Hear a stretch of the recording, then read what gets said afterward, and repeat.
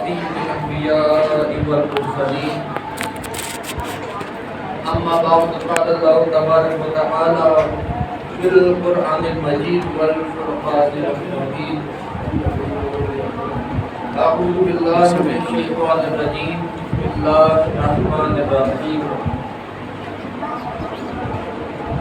فمن حاجك فيه من بعد ما جاءك من العلم فقل تعالوا ندعو أبناءنا وأبناءكم ونساءنا ونساءكم وأنفسنا وأنفسكم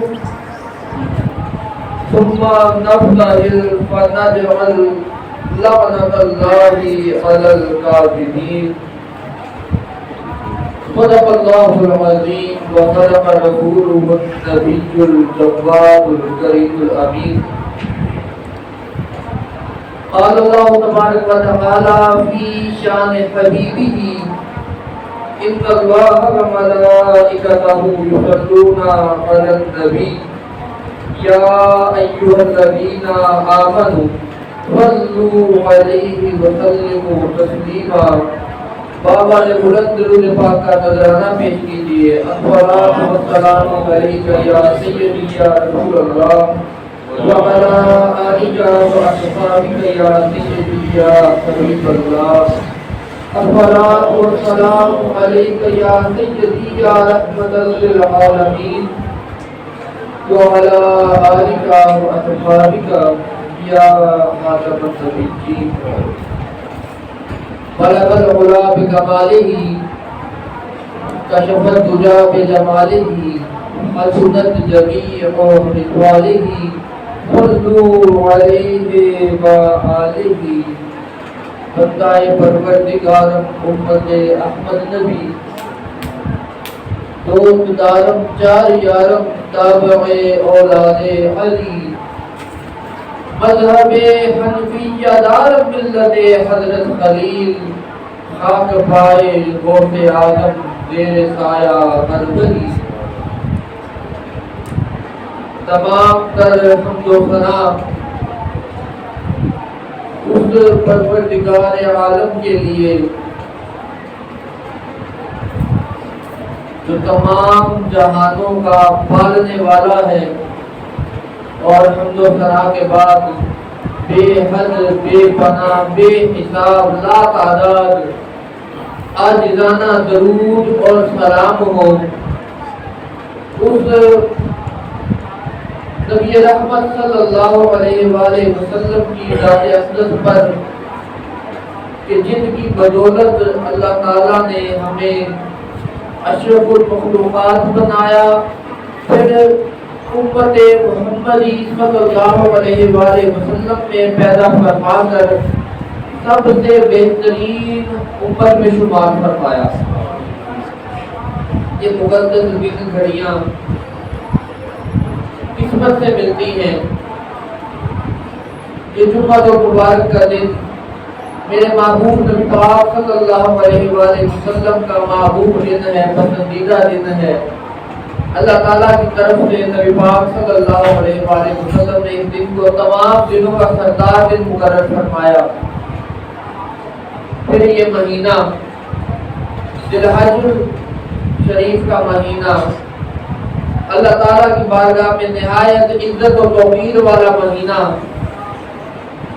پھر اس مہینے میں بے شمار ایام ایسے ہیں جو تاریخ اسلامی میں بڑی بکت اور بڑا مقام رکھتے ہیں.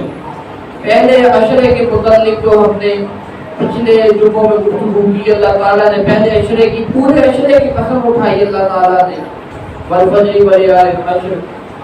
پھر یوم عرفہ کی فضیلت اللہ اللہ سبحان اللہ کیا کہتے ہیں. عید الاضحیٰ کا تہوار, یہ دن اللہ تعالیٰ کی طرف سے مغفرت کے اعلان, یہ تمام انعامات احسانات فقط نبی کریم صلی اللہ علیہ وآلہ وسلم کی ہی وجہ سے ہیں. جو دن آج کا دن 25 ذی الحجہ الحرام کا دن, کل جو دن گزرا 24 ذی الحج کا دن, یہ بھی اس طرح خصوصیت کے ساتھ اہتمام کے ساتھ منایا تو نہیں جاتا، لیکن اہل دل اس دن کو بھی عید کہتے ہیں۔ رمضان المبارک کا مہینہ بندہ گزارتا ہے، اس کے بعد عید الفطر منائی جاتی ہے شوال المکرم کی پہلی تاریخ کو۔ وجہ کیا ہے؟ شوال کی پہلی تاریخ کو ہی عید کیوں منائی جاتی ہے؟ رمضان المبارک کا سارا مہینہ شیطان کے خلاف جہاد کیا، اپنے نفس کے خلاف جہاد کیا، اپنے دل سے دنیا کی رغبت اور محبت اور رنگینیوں کو دور کرنے کی کوشش کی۔ اس خوشی میں شوال کی پہلی تاریخ کو عید منائی جاتی ہے۔ پھر اللہ تعالیٰ کے پیارے خلیل حضرت سیدنا ابراہیم علیہ السلام اللہ تعالیٰ کے حکم سے اپنے بیٹے کو قربان گاہ تک لے کر گئے۔ اللہ تعالیٰ نے جتنے امتحانات میں ڈالا سب میں کامیابی اور سرخروئی اللہ تعالیٰ نے عطا فرمائی۔ وہ دن امت مسلمہ وہ دن بھی عید کے طور پر مناتی ہے کہ نبی مکرم صلی اللہ علیہ وآلہ وسلم کے محبوب دادا حضرت ابراہیم خلیل اللہ علیہ السلام اللہ تعالیٰ کی بارگاہ عظیم شان میں سرخرو ہوئے، اس لیے 10 ذی الحج کو عید کا دن منایا جاتا ہے۔ یہ جو 24 ذی الحج ہے، اہل دل اسے عید کا دن اس وجہ سے کہتے ہیں کہ یہاں بھی اللہ تعالیٰ نے وہاں پر 10 ذی الحج کے موقع پر اللہ تعالیٰ نے اپنے خلیل حضرت ابراہیم علیہ السلام کو کامیابی عطا فرمائی تھی۔ یہاں 24 ذی الحج کو اللہ تعالیٰ نے اپنے محبوب نبی پاک صلی اللہ علیہ وآلہ وسلم کو کامیابی عطا فرمائی۔ فتح مکہ کے بعد لوگ جوک در جوک لگاتار اس دائرہ اسلام میں داخل ہونا شروع ہو گئے، ایک کے بعد ایک لوگ دائرہ اسلام میں داخل ہو رہے ہیں۔ 8 ہجری میں رمضان المبارک تاریخ میں 16 تاریخ بھی آتی ہے، کتب روایات میں 19 تاریخ بھی آتی ہے کہ 8 ہجری 16 رمضان یا 19 رمضان کو اللہ تعالیٰ کے محبوب نبی پاک صلی اللہ علیہ وآلہ وسلم نے اللہ کے حکم سے مکہ فتح کر لیا۔ فتح مکہ کے بعد لوگ جوک در جوک اسلام میں داخل ہونا شروع ہو گئے۔ اللہ تعالیٰ نے اپنے نبی صلی اللہ علیہ وآلہ وسلم کو حکم دیا، ہر طرف عراق کی طرف کوفہ، دمشق، مصر، شام، روم، تمام سلطنتوں میں اسلام کے پیغامات بھجوائے جائیں۔ اللہ کے نبی پاک صلی اللہ علیہ وآلہ وسلم نے خطوط روانہ کیے۔ یمن کے ساتھ ایک ریاست تھی نجران، وہ عیسائیوں کے حکومت تھے، وہاں بھی نبی کریم صلی اللہ علیہ وآلہ وسلم نے خط روانہ فرمایا، خط میں تحریر فرمایا کہ اللہ وحدہ لا شریک ہے، اس کا کوئی شریک نہیں، نہ اس کی کوئی اولاد ہے نہ وہ کسی کی اولاد ہے، اسی کو ایک مانو، وہی یکتا پروردگار تمہارا پالنے والا ہے۔ اگر نہ مانو تو آؤ ہمارے ساتھ دلیل کے ساتھ گفتگو کرو، ہم تمہارے ساتھ دلیل کے ساتھ بحث کرتے ہیں، گفتگو کرتے ہیں، تمہیں دلیل دیتے ہیں کہ اللہ وحدہ لا شریک ہے، اس کے علاوہ کوئی عبادت کے لائق نہیں، یہ جو 3 خداؤں والا عقیدہ ہے یہ غلط، باطل، جھوٹا عقیدہ ہے، آؤ بیٹھ کے گفتگو کریں، یا تو اسلام قبول کر لو یا ہمارے ساتھ بیٹھ کے گفتگو کر لو۔ اگر تم ہار گئے تو پھر ماں مہدی اختیار کرو، حکومت ہماری ہوگی، اگر تم ہار جاتے ہو تو ہماری حکومت قائم ہوگی، اسلام کی حکومت قائم ہوگی، تمہیں تمہارے حقوق پورے ملیں گے۔ اگر یہ بھی منظور نہیں تو پھر جزیہ دیا کرو، ٹیکس دیا کرو۔ تو عیسائی حکومت کا جو اس وقت کا امیر تھا، عاقب نام تھا اس کا، اس نے فیصلہ کیا کہ جی ہم جائیں گے، جا کے گفتگو کریں گے، اسلام ہم سے پہلے مسلمان ہیں، ہم اس سے زیادہ اچھے مسلمان ہیں، ہم عیسیٰ علیہ السلام کے ماننے والے ہیں، عیسیٰ علیہ السلام کا تو باپ بھی کوئی نہیں تھا۔ یہ جو آج کہہ رہے ہیں، عرب کا ایک بندہ کہتا ہے کہ میں محمد بن عبداللہ صلی اللہ علیہ وآلہ وسلم اللہ کا آخری پیغمبر اور رسول ہوں، ان کے تو والد بھی تھے، والدہ بھی تھی، عیسیٰ علیہ السلام کا تو باپ بھی کوئی نہیں تھا، اور انسانی فطرت ہے کہ بغیر باپ کے اولاد پیدا نہیں ہو سکتی. آؤ اس پہ گفتگو کریں گے. اچھا چیز یہ تھا کہ ہر جگہ پر ابھی بھی آپ نے کہیں جانا ہو, کسی بندے نے کسی بڑی جگہ پر جانا ہو یا کسی جگہ پہ جا کے اپنا روز جمانا ہو تو اچھے خوبصورت اور نفیس کپڑے پہنے جاتے ہیں. پھر کوشش کی جائے گی کہ اچھی بڑی گاڑی استعمال کی جائے. جب میں جب گاڑی چلتا ہوں میرا لباس دیکھ کے, ریشمی لباس, چمکدار لباس دیکھ کے اگلا مرعوب ہوگا, میرا روب پڑے گا اس کے اوپر. وہ روب ڈالنے کے لیے انہوں نے بھی مسلمانوں پہ روب ڈالنے کے لیے نہایت ریشمی چمکدار نفیس فاخرانہ لباس دیوتن کیے. اور نبی پاک صلی اللہ علیہ وآلہ وسلم کی خدمت میں مدینہ المنورہ تشریف لے آئے. جو عیسائی حکومت کا ایک وفد 60 لوگوں پر مشتمل تھا, وہ مدینہ المنورہ تشریف لے آئے. مدینہ منورہ پہنچا, جس کو پوچھا کہ جی مسلمانوں کے نبی کہاں ہیں, بتایا گیا کہ ہمارے نبی پاک صلی اللہ علیہ وآلہ وسلم کو سامنے تشریف فرمائے. سامنے صحابہ اکرام رضوان اللہ علیہم اجمعین کی جماعت تھی. ستاروں کی اس جماعت میں کریم آقا صلی اللہ علیہ وآلہ وسلم چاند سے زیادہ روشن چہرے کے ساتھ جلوہ فرما تھے.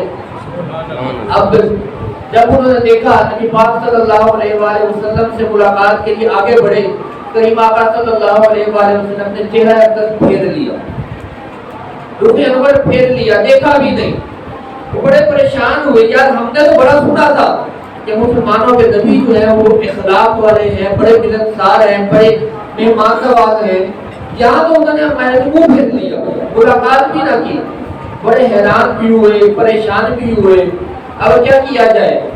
اب اور تو کوئی چارہ نہیں تھا. باہر نکلے, سوچ پہ گھومتے, حضرت سیدنا عثمان غنی رضی اللہ تعالیٰ عنہ کی زیارت ہوئی. اب حضرت عثمان غنی رضی اللہ تعالیٰ عنہ بڑے تاجر تھے, انٹرنیشنل تاجر تھے. حضرت عثمان غنی رضی اللہ تعالیٰ عنہ انٹرنیشنل تاجر تھے اس زمانے میں بھی. تو انہیں پہ حضرت عثمان غنی کو پہچانتے تھے. دیکھا حضرت عثمان غنی رضی اللہ تعالیٰ عنہ نے ہر سادہ سا لباس پہنا ہوا اور ایک تہبند باندھی ہوئی ہے, ایک کرتا سادہ سا پہنا, سادی تہبند باندھ کے تو جا رہے ہیں. پوچھا آپ عثمان ہیں؟ فرمایا ہاں میں ہی عثمان ہوں, ہم نجران سے آئے ہیں, ہم عیسائی ہیں, آپ کے نبی پاک صلی اللہ علیہ وآلہ وسلم سے ملاقات کرنا چاہتے ہیں. لیکن انہوں نے تو چہرہ ہی پھیر لیا. حضرت عثمان غنی رضی اللہ تعالیٰ عنہ پتا تھا کہ یہ معاملہ کوئی چھوٹا معاملہ نہیں ہے. کریم آقا صلی اللہ علیہ وآلہ وسلم نے اگر چہرہ پھیر لیا تو یقیناً کوئی بڑی بات ہوگی. حضرت عثمان غنی رضی اللہ تعالیٰ عنہ نے ارشاد فرمایا, دیکھو میں نا, مجھے اس بات کا علم نہیں ہے کہ حضور نے چہرہ کیوں پھیرا. ہمارے حضور چہرہ نہیں پھیرتے, مہمان کو دیکھ کے خوشامدید کہتے ہیں, خندہ پیشانی سے مسکرا کے اس کا استقبال کرتے ہیں. لیکن اگر اس کا چہرہ پھیرا تو یہ کوئی معمولی بات نہیں ہے. اب میرے پاس جو ایک ہی بندہ ہے جو اس معاملے کا حل بتا سکتا ہے. کون بندہ ہے؟ پھر آؤ نبی پاک صلی اللہ علیہ وآلہ وسلم کے دوسرے داماد مولا علی کرم اللہ وجہ کریم کی بارگاہ میں چلتے ہیں, ان سے جا کے پوچھتے ہیں کیا وجہ ہے رسول پاک صلی اللہ علیہ وآلہ وسلم نے کیوں چہرہ پھیر لیا. حضرت علی کرم اللہ وجہ کریم کے دروازے پر گئے, وہاں پہ جا کے پوچھا, مولا علی کرم اللہ وجہ کریم تشریف لائے, اپنا مدعا بیان کیا, آنے کا مقصد بیان کیا.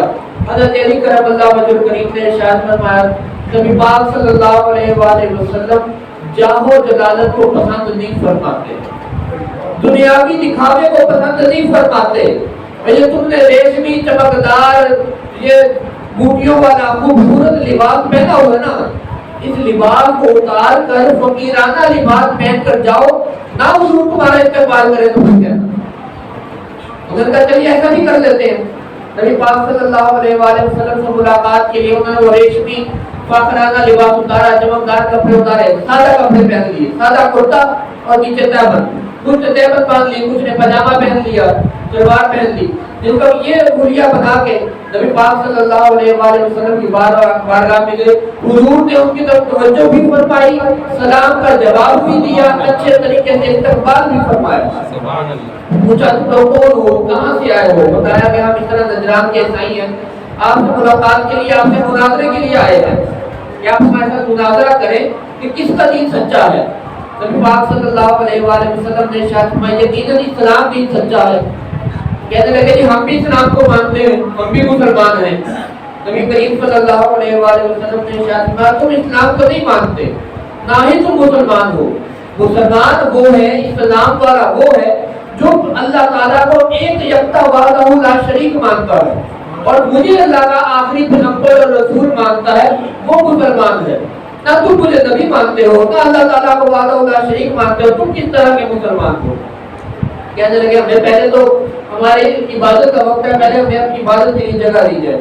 نبی پاک صلی اللہ علیہ وآلہ وسلم نے کمال صحابت کہہ لیں یا شان رحمت للعالمین کہہ لیں، اس کا مظاہرہ فرماتے اور اپنی مسجد نبوی شریف میں انہیں ان کے طریقے کے مطابق عبادت کرنے کی اجازت عطا فرمائی. جس طرح تمہیں پسند ہے نا، جس طرح تم عبادت کرتے ہو، میری مسجد میں بیٹھ کر اسی طرح عبادت کروں. کمال شان رحمت للعالمین کا مظاہرہ فرمایا. اور جس وقت انہوں نے عبادت کر لی، نبی پاک صلی اللہ علیہ وآلہ وسلم نے سوال کیا کہ حضور اگر آپ کہتے ہیں عیسیٰ علیہ السلام اللہ کے بیٹے نہیں ہیں تو بغیر باپ کے انسان کیسے پیدا ہو سکتا ہے؟ یہ ثابت کر دیں. نبی پاک صلی اللہ علیہ وآلہ وسلم خاموش ہو گئے. اللہ تعالیٰ نے وہی نازل فرمائی کہ اگر اللہ تعالیٰ کوئی بیٹا ہوتا تو اے نبی آپ کہہ دیجئے کہ پہلے میں اس کی عبادت کرتا. میں اس کی عبادت نہیں کرتا، اس کا مطلب ہے اللہ تعالیٰ کوئی بیٹا ہے ہی نہیں، نہ اس کی کوئی اولاد ہے نہ وہ کسی کی اولاد ہے، وہ اولاد والے معاملات سے پاکیزہ ہے. جس وقت انہوں نے یہ سنا، انہوں نے کہا نبی پاک صلی اللہ علیہ وآلہ وسلم نے بے شمار دلائل دیے جس کا وہ کسی بھی قسم کا دلیل ماننے سے انکار کر دیا. نبی پاک صلی اللہ علیہ وآلہ وسلم کے سامنے جب انہیں اپنی علمی طور پر ہار محسوس ہوئی تو انہوں نے نبی پاک صلی اللہ علیہ وآلہ وسلم سے عرض کی حضور اس طرح کرتے ہیں مناظرہ کا تو فیصلہ نہیں ہو رہا، اس طرح کرتے ہیں مباہلہ کر لیتے ہیں. دونوں جماعتیں اکٹھی ہوتی ہیں، مسلمانوں کی جماعت بھی اکٹھی ہو جائے، ہم 60 لوگ ہیں ہم بھی اکٹھے ہو جاتے ہیں، مل کر ایک کھلے میدان میں اللہ تعالیٰ کی بارگاہ میں بد دعا کرتے ہیں کہ مولا جو جھوٹا ہے اس پر اپنی لعنت نازل فرما، اس پر لعنت ہو اور اسے نیست و نابود فرما دے، تباہ و برباد کر دے. نبی پاک صلی اللہ علیہ وآلہ وسلم نے قرآن مجید نے اس بات کو بیان فرمایا کہ جس وقت نبی پاک صلی اللہ علیہ وآلہ وسلم کی کوئی بھی بات انہوں نے ماننے سے انکار کر دیا تو پھر اس لیے جو شخص آپ کے پاس اس علم کے آ جانے کے بعد بھی آپ نے اس میں جھگڑے تو آپ کہہ دیں کہ آؤ فقل تعالوا، تو آپ ان سے کہہ دیں کہ آ جاؤ، نہ تو تم بھی بلا لو ابناءنا،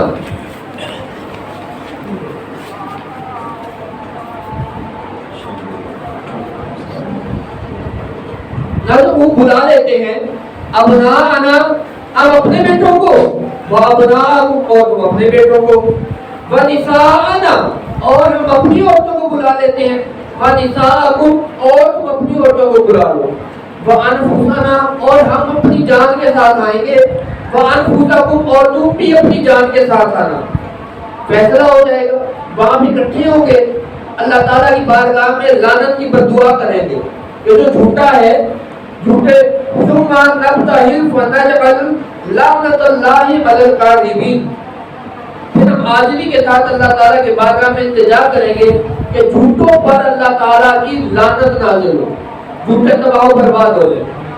جس وقت یہ معاملات ہو گئے طے ہو گیا، 24 ذی الحج کا دن مقرر کیا. نبی پاک صلی اللہ علیہ وآلہ وسلم نے 24 ذی الحج کا دن مقرر فرمایا کہ 24 ذی الحج کو اکٹھے ہوں گے، خدا وقت میں خدا مقام پر اکٹھے ہوں گے، وہاں پر کھلے میدان تلے کھڑے ہوں گے، کھلے آسمان کے نیچے اللہ تعالیٰ کی بارگاہ میں بد دعا کریں گے. جب وقت مقرر آیا، جو عیسائیوں کا نجران کے عیسائیوں کا جو وفد تھا 60 بندوں کا، انہوں نے دیکھا کہ نبی پاک صلی اللہ علیہ وآلہ وسلم تشریف لائے. اور کس طرح تشریف لائے؟ مسلمانوں کی کوئی بڑی چوڑی جماعت ساتھ نہیں ہے.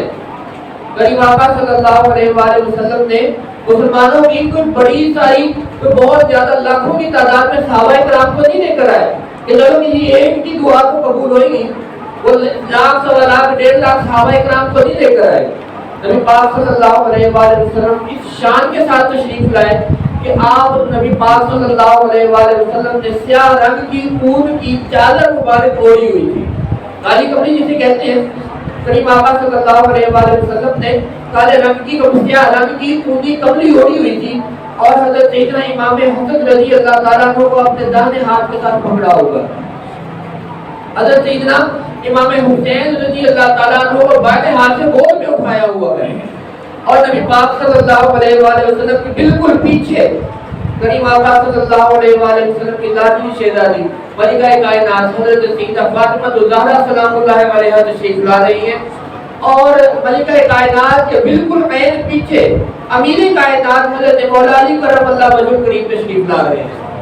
اب یہاں پہ پردے کا یہ عالم ہے کہ نبی پاک صلی اللہ علیہ وآلہ وسلم کی کالی کملی کا جو سیاہ رنگ کی کملی آپ نے اوڑھ رکھی ہے، اس کا پھیلاؤ اس طرح ہے کہ دور سے دیکھنے والا بندہ نہیں دیکھ سکتا کہ پیچھے کوئی خاتون بھی تشریف لا رہی ہے، اور کیا بندہ کیا نہیں دیکھے گا، نہ زمین دیکھ سکتی ہے جہاں کریم آقا صلی اللہ علیہ وآلہ وسلم قدم مبارک رکھتے تھے، عین اسی جگہ پر حضرت سیدہ کائنات صلی اللہ علیہ اپنا قدم مبارک رکھتی تھی۔ سبحان اللہ، کہ سیدہ کائنات صلی اللہ علیہ قدم کا نشان بھی زمین پہ نہیں دیکھا، اور جس وقت سیدہ کائنات قدم اٹھاتی تھی عین اسی وقت مولا علی کرم اللہ وجہ کریم اسی مقام پر اپنا پائے مبارک رکھ دیتے تھے۔ زمین نے نہیں دیکھا، آسمان نے بھی نہیں دیکھا، زمین نے تو نہیں دیکھا، چشمے فلک نے بھی نہیں دیکھا۔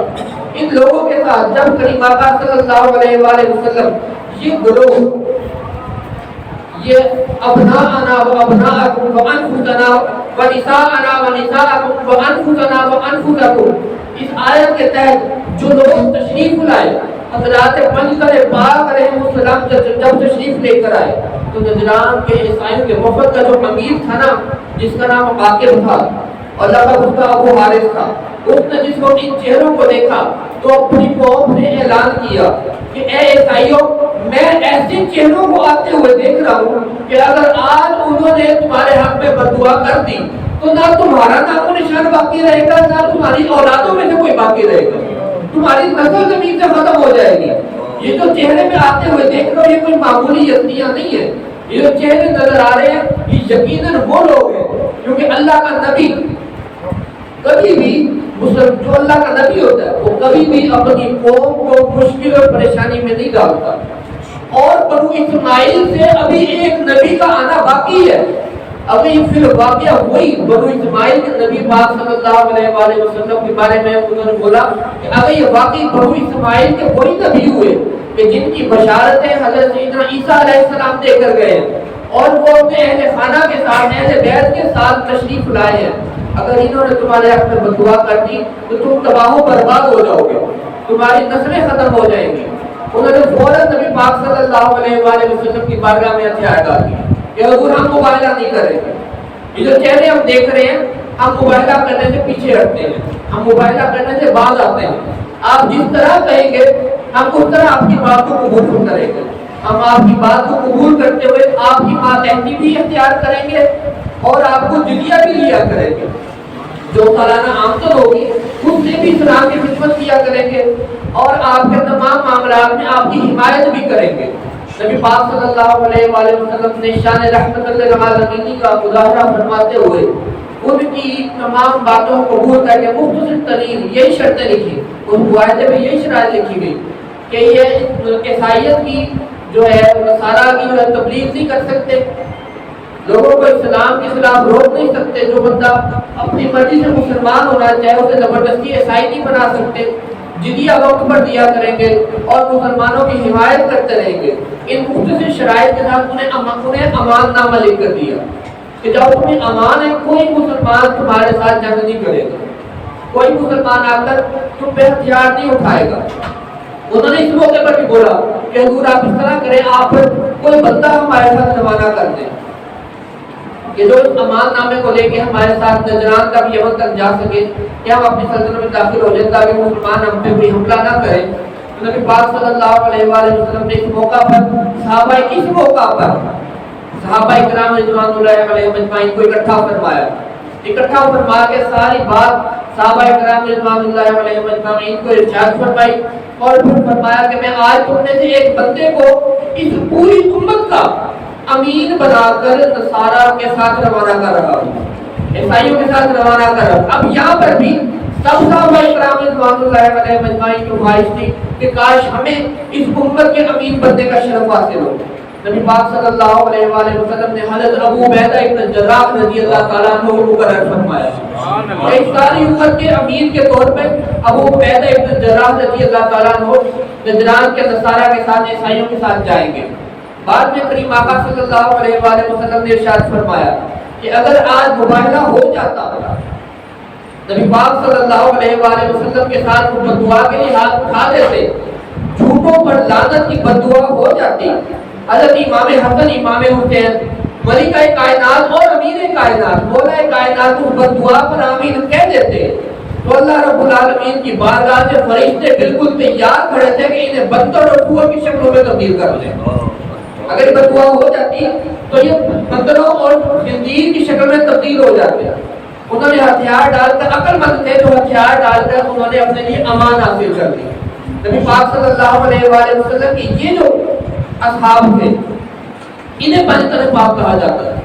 انہی کے بارے میں اللہ تعالیٰ نے آیت کا نزول فرمایا انما یرید اللہ لیذھب عنکم الرجس اہل البیت ویطہرکم تطہیرا.